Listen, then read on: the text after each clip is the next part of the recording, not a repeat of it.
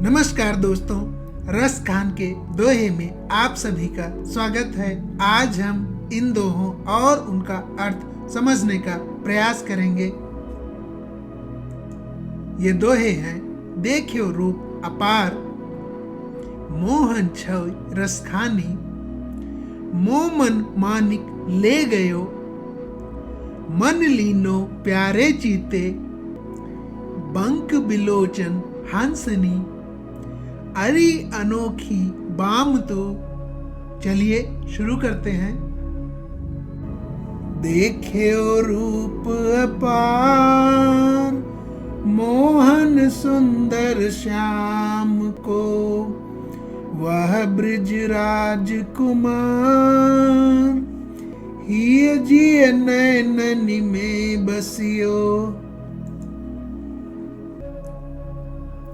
इस दोहे में भगवान श्री कृष्ण जी के अनन्य भक्त महाकवि रस खान जी श्री कृष्ण के अद्भुत रूप का वर्णन करते हुए कहते हैं कि उस धन्य धरती के हिस्से जिसको ब्रिज के नाम से जाना जाता है, वहाँ के राजकुमार भगवान श्री कृष्ण जिनकी भक्ति रस में डूबकर उनकी स्तुति करते हुए कहते हैं, श्याम सुंदर मोहन का मनोहारी सुंदर अद्भुत और अपार रूप देखा।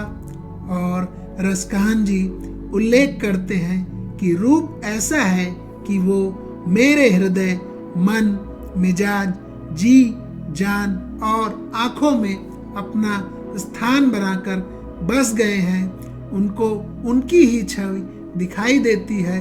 वो उनकी भक्ति में इतने लीन हो गए हैं कि मोहन का रूप ही उनको सर्वत्र दिखाई पड़ता है, जान पड़ता है, ऐसा उनको प्रतीत होता है।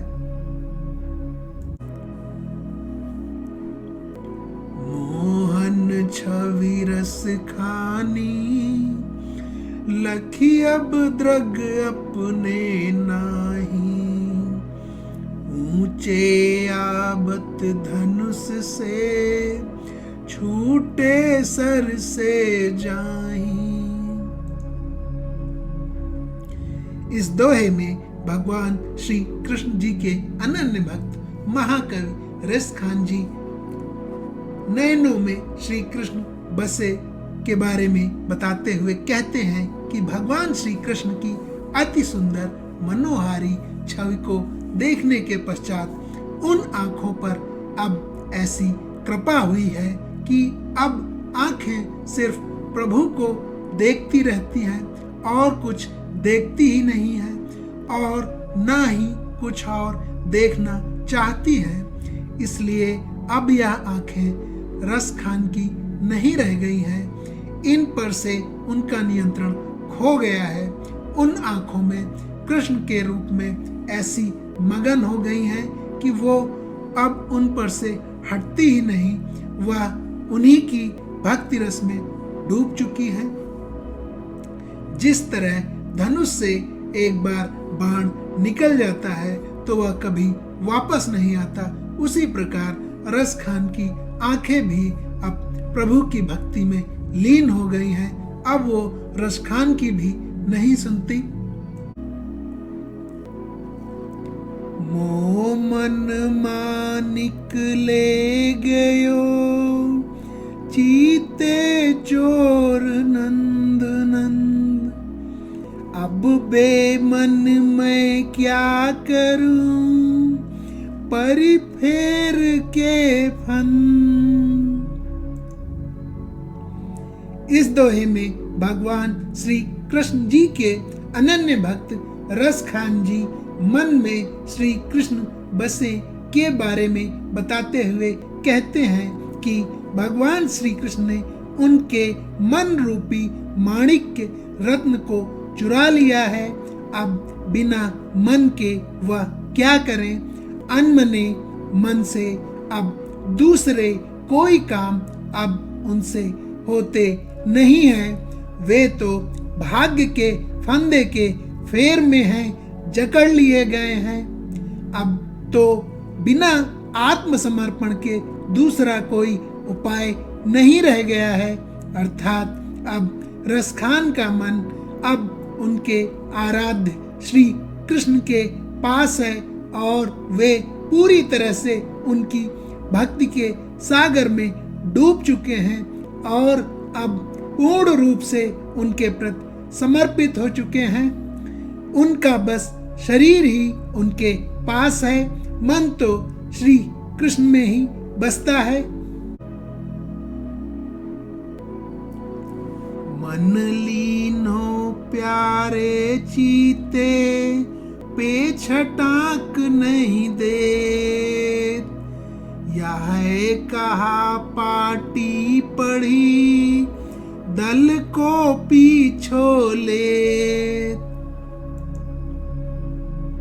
इस दोहे में भगवान श्री कृष्ण जी के अनन्य भक्त रसखान जी श्री कृष्ण को पूर्ण समर्पण के विषय में बताते हुए कहते हैं, अब उनके मन को उनके प्रियतम श्री कृष्ण ने ले लिया है, उनका मन अब श्री कृष्ण में ही लगता है और कहीं लगता ही नहीं है। लेकिन इसके बदले में उन्हें कुछ भी नहीं मिला है। आगे रसखान जी कहते हैं कि श्री कृष्ण ने भी यही कहा है कि पहले अपना सर्वस्व उन्हें न्यौछावर कर दो, फिर उसे सब कुछ मिलेगा। जो व्यक्ति अपने जीवन के सभी सुख दुख सभी कुछ भगवान श्री कृष्ण को समर्पित कर देता है, वह इन सभी बंधनों से मुक्त हो जाता है। जब तक वह इनकी चिंता करता है तब तक वह इन्हीं में फंसा रहता है। बंक बिलोचन हंसनी मुरि मधुर बैन रस खान, मिले रसिक रस राज दोह रखिए रस खान। इस दोहे में भगवान श्री कृष्ण जी के अनन्य भक्त रसखान जी श्री कृष्ण की तिरछी चितवन के विषय में बताते हुए कहते हैं कि उनका हृदय भगवान श्री कृष्ण की लीलाओं को देखकर हर्षित होता है। उनकी लीलाएं उनको भाती हैं। उनका हृदय तब बहुत ज्यादा आनंदित हो जाता है जब श्री कृष्ण मोहिनी सूरत के साथ मंद मंद मुस्कान के साथ तिरछी नजरों से देखकर मुस्कुराते हैं और अमृत रस जैसी मीठी भाषा बोलते हैं। अर्थात जब रसिक और रसराज कृष्ण मिलते हैं, उनका यह अद्भुत रूप के दर्शन होते हैं। उनकी इन लीलाओं को जब रसखान जी देखते हैं तो मन और हृदय में आनंद का सागर हिलोरे लेने लगता है और वो भाव विभोर हो जाते हैं। अरी अनोखी बाम तू आई गौने नई,